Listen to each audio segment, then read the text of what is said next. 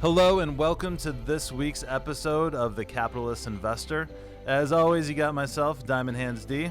We got Paper Hands Luke over there and Tony the Tiger. Yeah. How we doing, boys? The aliens abducted us last week. That's why we didn't have a podcast. Yes. The aliens the government's talking about right now. We were missed. My phone was blowing up a little bit. Like, where were you guys? I was in New York chilling, hanging around, doing some on-set stuff. It was cool. Talking about paper hands, I do have paper hands. Last podcast that went out, we talked about how I made this crazy good bet. It ended up working out in my favor. I sold too early and I made a little bit of money, but I could have made a lot of money. So, hey, can't complain about profits though. Well, we can. That's what we do here.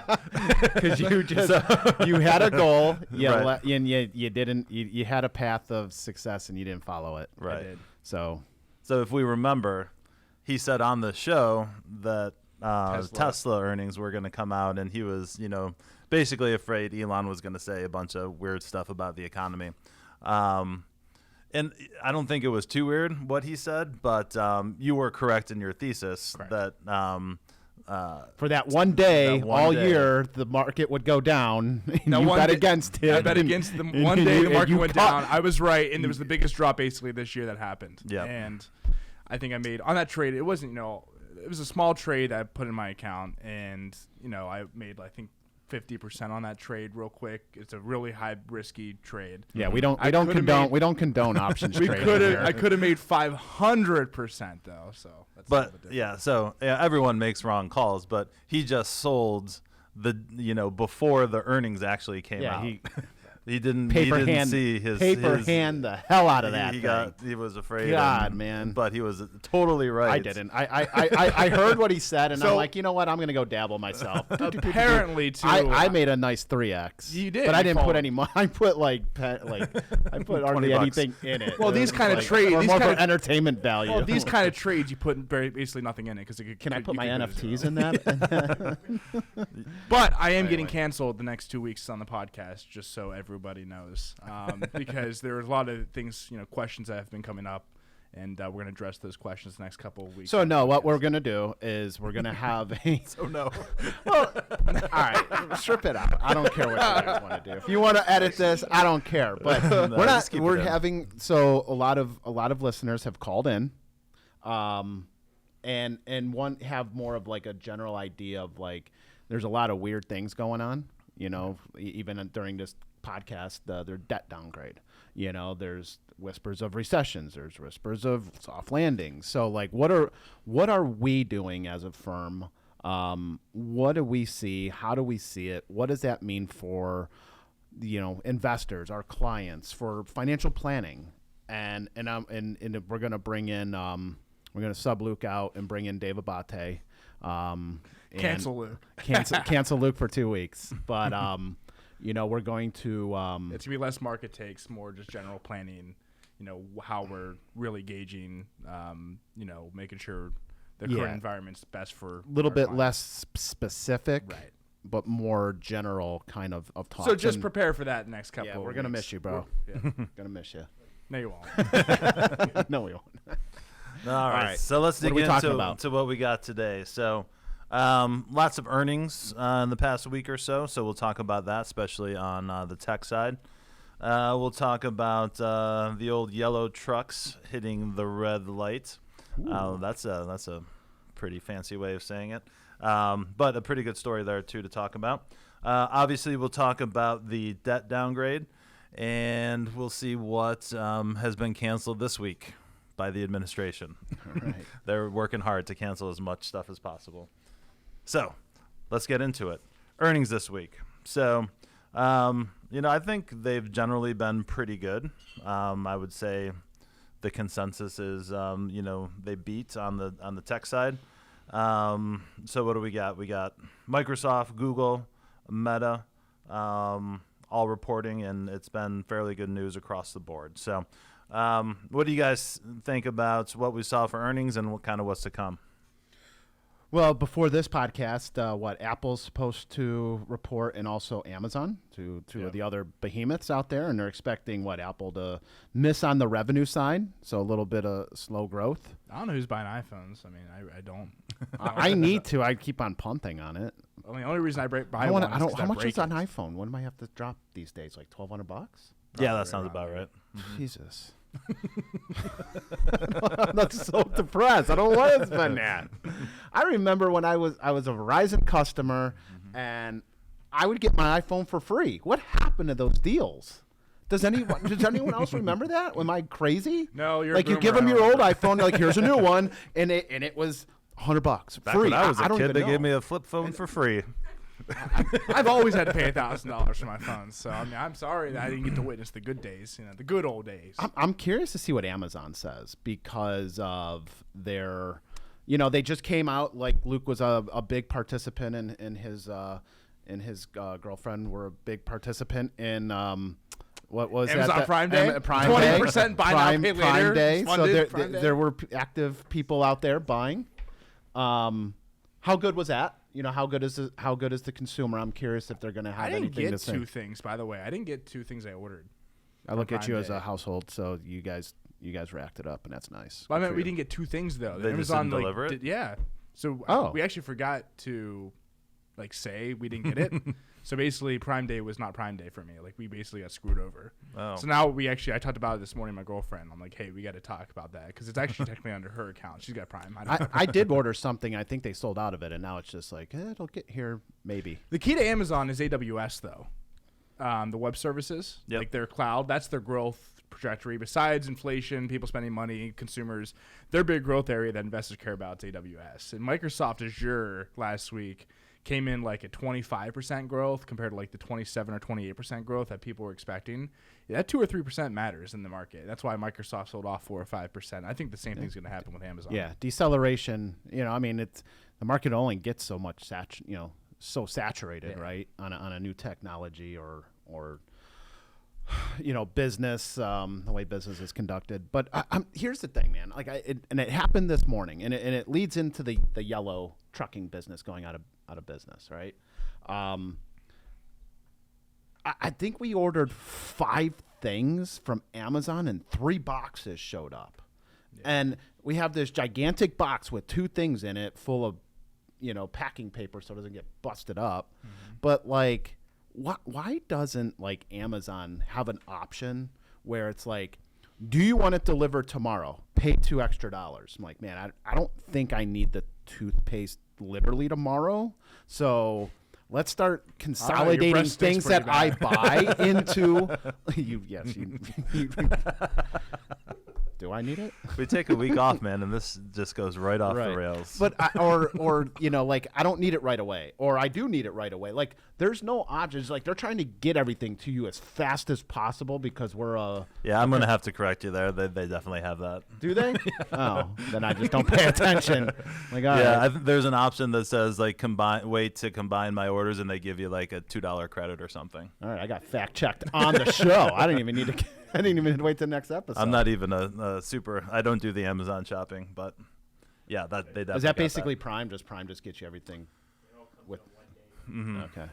Yeah, I mean the Amazon facility's right down my road, so like we need a 25% of the stuff I get it in 2 hours. Feels like I feel guilty, like all these little things coming in, all these big boxes, and I'm like, aren't we trying to save the planet?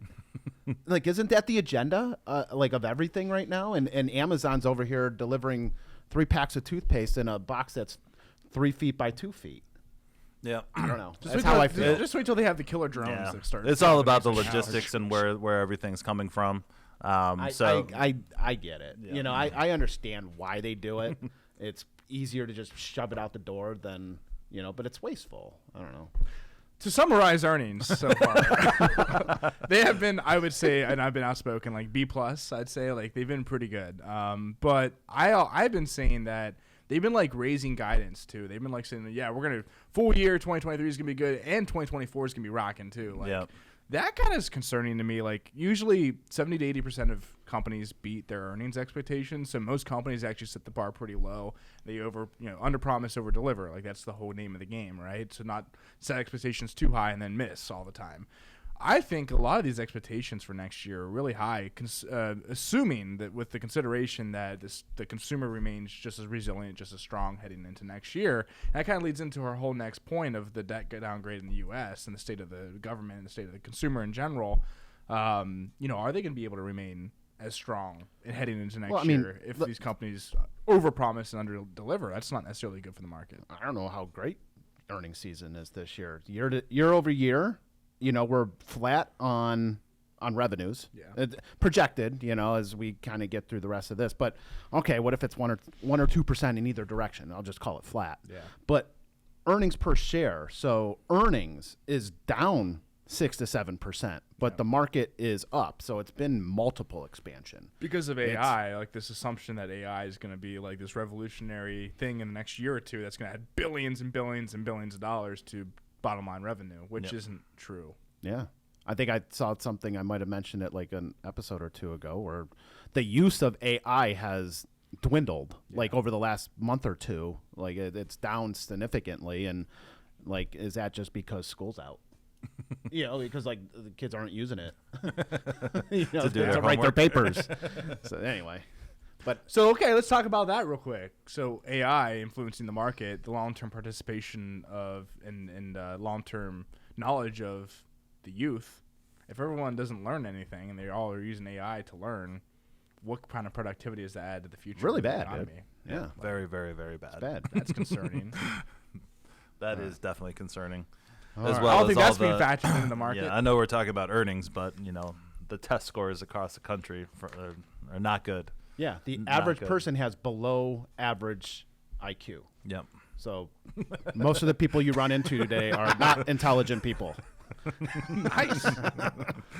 That's a hard. Except take, you fine Tony. fellows around me. I'm surrounded over here. I'm Socrates. I admit I know nothing, therefore I know more. Mm-hmm. All right. Yellow turning red. Hit us with that. What was that? That was a catchy little thing you did there. Yellow trucking hitting the red light. So a 99-year-old trucking firm. That stinks. They couldn't get to 100. Yellow Corp announced it was shutting down, filing for bankruptcy, and laying off its 30,000 employees, even as the firm received millions of dollars in COVID relief. This is crazy. So they had $1.5 billion in debt, and 700 of that came from taxpayer dollars, which is gone. We own 30% of the company. Yeah, that's gone. Yep. Like, thanks. Bye-bye. Pandemic loans. Great. Mm-hmm. 30 people lost their job. We are paying more in taxes. We ate that $700 million of pandemic loans. And, talking to Matt, our intern, who helped put some of the topics together, we were having a conversation, and he brought something to light. That sounds very much like my complaint about Amazon. And it's, one of Yellow's thing is like, get it out the door and ship it. So whether they had a half a truck, a quarter of a truck, nothing in the truck, they were moving trucks. And they weren't waiting till they were full. And that's expensive. When you don't have a full truck of product to move and you're spending the same amount of money on drivers, insurance, gas, all of that stuff, yeah, it sounds like a very inefficient business or an efficient business model. So again, it's a lot of mismanagement. And it kind of helps us understand that those are the when we start building portfolios for our clients and things like that, these are the type of things that we're looking for. What's their cash flow look like? What do their debt levels look like? What does their management team look like? And it's just one of those companies that obviously we never own, but part of management too is one of the big things we got to mention here is unions. Like unions play a big part. I think Teamsters, out of 30,000 truckers that are going to lose their jobs, 22,000 of them are Teamsters. Yeah. Right. And listen, I grew up in coal, mining town, steel mills, Southeast Ohio. Unions were very, very prominent. And this is where I think a lot of people, a lot of unions are going to shoot themselves in the foot in this current environment. Like, you see UPS and Teamsters, they're fighting for a deal. You see these strikes going on in Hollywood, everything with that. So strikes, unions, all these things going on right now. It plays a part into the bottom line for these companies. Like if you want more money, that's fair. But if you're making more money than what is inflationary without adding more productivity to the system necessarily, working more hours, whatever it be, then that's not sustainable for the long term. So I think a lot of these companies are going to get themselves into trouble by fighting for too much. And then maybe they might lose their jobs in the end. A lot of people might lose their jobs. I didn't get the chance to really dig into this, but that's the whisper I heard is that like the the unions would not come together to figure out the right pay package for these drivers. Yep. And, so everyone loses their jobs. So all 30,000. So you don't fight for more pay, but then all 30,000 lose their jobs. Right. So that's kind of the whisper of another reason why it went belly up is because they couldn't restructure anything. Because, again, Teamsters, mismanagement, top-level management, whatever it may be. Well, this is why competition in capitalism ends up working so well. So, as long as there's competition. A lot of the times, unions exist because there's not enough competition in a place. I get that, right?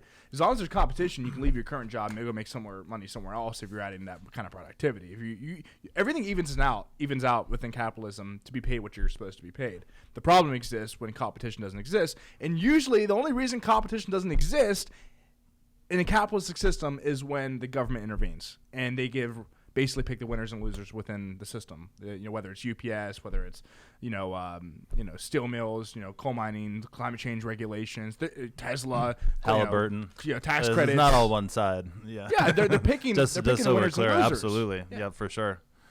Yep, you hit the nail on the head. That's exactly what I wanted to say, and you combine that with AI coming down the pike, that's the trucking jobs. That's supposedly, one of the, I think I saw a clip from your boy Tucker.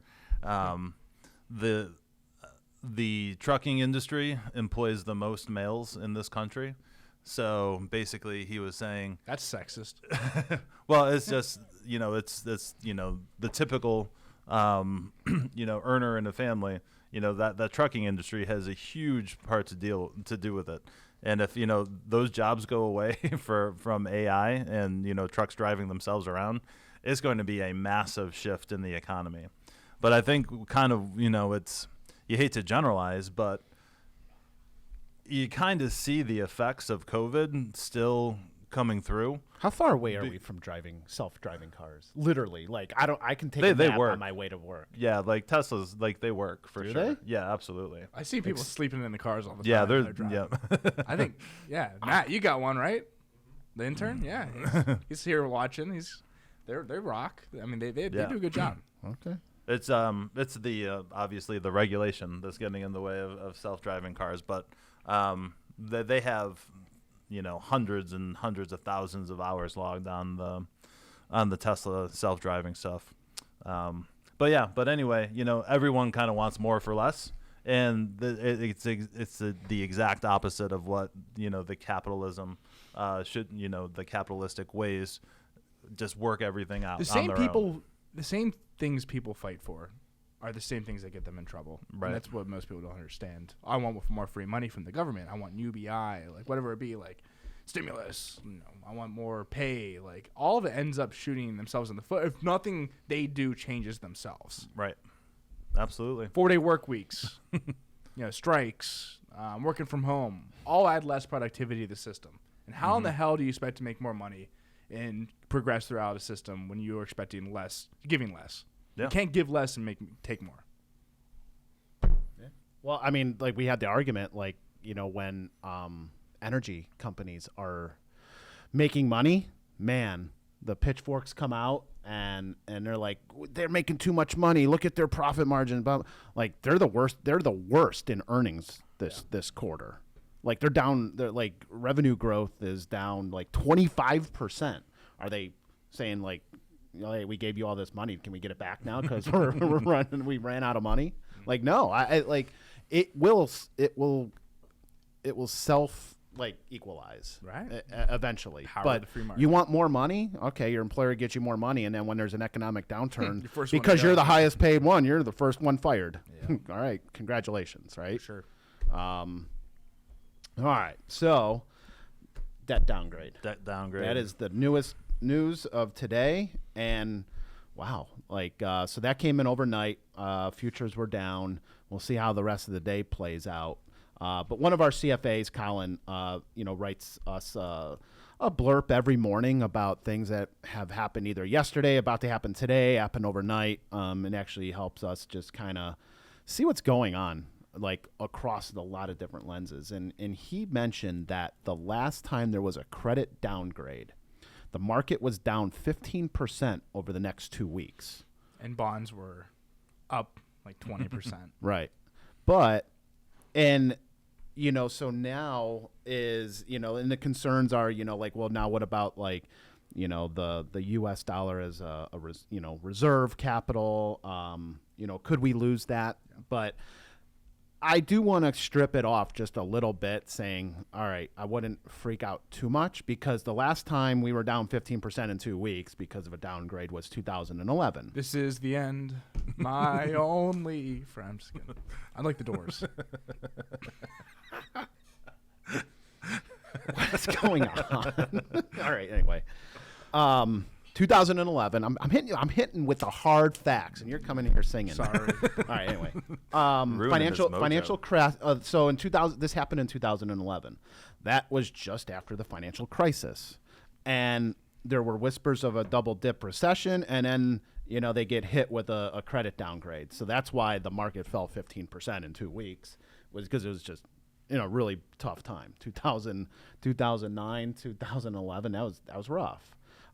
It's a little bit different today, right? Because believe it or not, we have a lot of great economic data, right? And it's going to be very hard to say that we should see something like that, because again, it was a lot different time, way different times. There's too many positives in this economic environment than there was in 2011.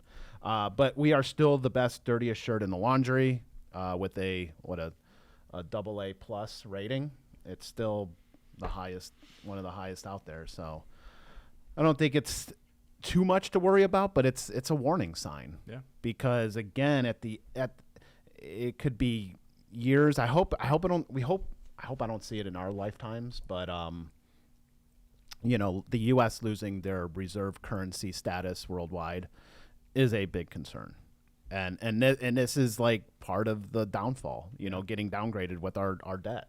So, half of our debt has to get refinanced. We talk about it a lot. Half of the debt needs to get refinanced, I think, over the next 2 years. 3 years in the U.S. government. So we are now at the highest interest rates in 22 years on the Fed funds rate. So back then, I raised this point last week in New York. Our debt to GDP was 40% in 2001. Our debt to GDP now is 130%. So we've over 3x the amount of debt compared to our output in 22 years. And we got to refinance that all at the same rates we did 22 years ago. And our interest payments have gone from like $500 billion to now over $1 trillion once you factor in those higher interests. And that's a lot of money, like to just an interest, right? Yeah. So when was the debt? I wanted to look this up. When was the debt ceiling issue and resolved? 2011. No. Yeah. They raised the debt ceiling recently. What, 2 months ago? Yeah. Mm-hmm.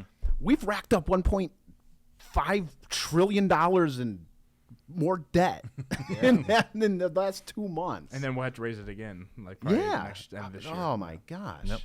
But that's why we got downgraded in 2011. The same reason, the debt ceiling debate in 2011. Mm-hmm. The government shutdown. That's why we got downgraded by Moody's, I think, or S&P back then, and then this one was Fitch. Yeah. For basically the same exact reasons, because the government can't learn from their damn mistakes. Yeah. And they repeat the same thing over and over again until we can't repeat it anymore because things blow up. Right. All right. So I don't think it's going to be as significant as the last downturn, but let's hope that it's it's not as bad.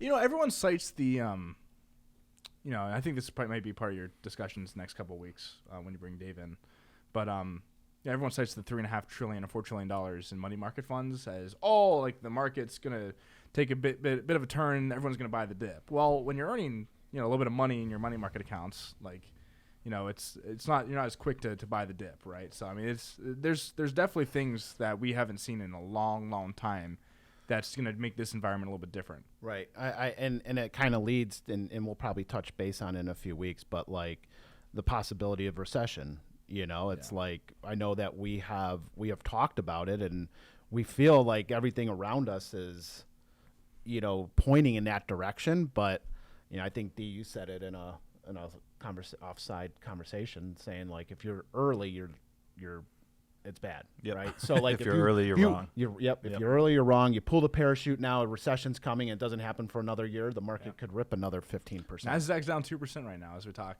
Oh, wow. News. The biggest drop.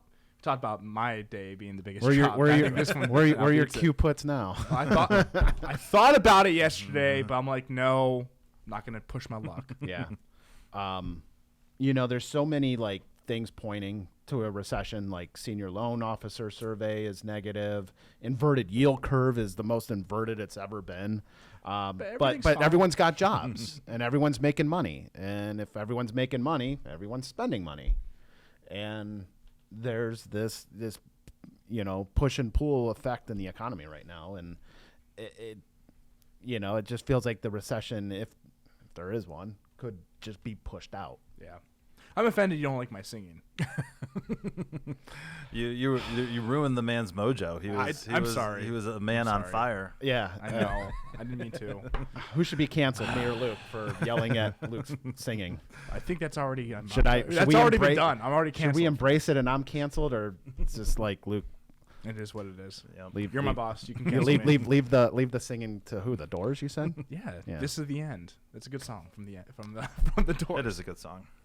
But we'll segue right into canceled, and I'm going to cut Luke off because I'm sure it was a bad point. All right, though. Seriously, canceled. This is so we've already the gas stoves, right? We got those canceled a couple months ago, and now actually it's already in effect. The old style halogen bulbs have effectively been banned, so you now have to get the LED light bulbs. Of all the things to worry about, it's like discontinuing light bulbs, and it's like, really? I don't know. That was when I first saw the topic that we were going to talk about. I'm like, really? This is a thing? But I guess it is. So is there anything that's not a thing in today's world? So they're switching from the incandescent light bulbs, the ones with the wire in it, right, to LED.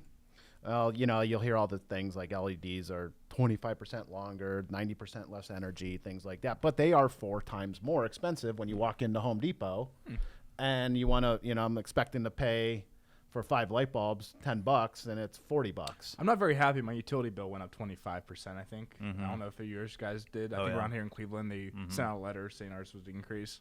So I'm not very happy about that, and I don't want to spend more money buying light bulbs if I had to pay 25% more on just my energy consumption. But they're going to last longer, bro. Yeah, well. Longer, brighter, faster. Stronger. Yeah. 4 times more expensive. But just more expensive.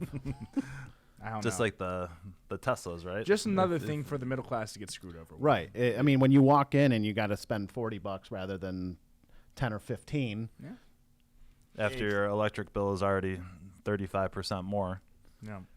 Yeah, it's that's why we're seeing that explosion. I was of the talking credit to card some debt. people that. Did you look at the unit price for the energy, or is it just up because your air conditioner's running? No, unit price has gone up. Yeah, It's it on went way later. up. Right. There was a whole where I thing. live.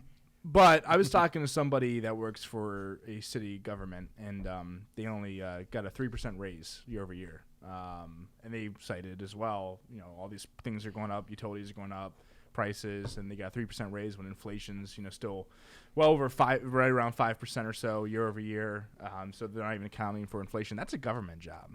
Mm-hmm. That's not even a free market private enterprise. That's the government funded job. And I mean, I don't know, when all these utility prices rising, when you expected to now buy new light bulbs that are 4 times expensive, and you're getting raises that aren't keeping up with inflation. I mean, this is where things go kaboom a little bit. I mean, this is like where people get priced out of things. Well, or you just keep swiping the credit card. My Nostradamus prediction. Oh boy. The gasoline. Well, at least here in Ohio, because right now it's been low $3 for all summer, and I went to work the one day. I'm like, I'm gonna get gas. It was $3.17. I drive home and it's $3.47. I'm like, what happened, right? But I mean, with the trickle down effect when OPEC and the Saudis and Russia are cutting supply to siphon off demand, and they want gasoline over $80 a barrel, and that's where it is right now. I mean, you see a lot of energy companies talking about how energy should be this high because their input prices went up so much, right? So no one's complaining on the energy sector, about $80, $90 barrels.